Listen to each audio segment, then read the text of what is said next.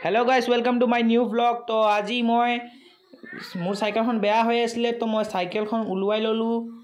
तारपाছত guys आपनाके चाब पारे साइकेलखन बहुत बेया कन्डिशन হৈ আছে।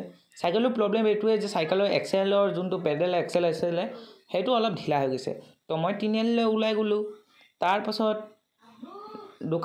दुकानीजने कले जे ए साइकेलखনৰ जोंतो एक्सेल আছে एटु दुकाনত নাই तो मैं टाउনৰ পৰা আনি দিম। तारपाছত एटु साइकेलটো আজি नबनिব। तो मैं तारपाছত गुसी गलो गेलामाल दुकानলৈ कणी আৰু आलू किनिবৰ কাৰণে।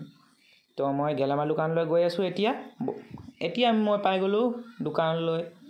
तारपाছত दुकानीजने মোক এটা মুনা দিলে आलू 1 केजी बासिবৰ কাৰণে। तो मैं आलू 1 केजी बासि ললো। तारपाছত आलू बासा মানে মেট্ৰিক পৰীক্ষা দিয়ে। तारपाছত এখিনি দুটা বস্তু লৈ কেনে মই গুছি গলো ঘৰলৈ। तो আজি ভিডিওটো ইমানতে হেক কৰো। Like and subscribe. Bye bye.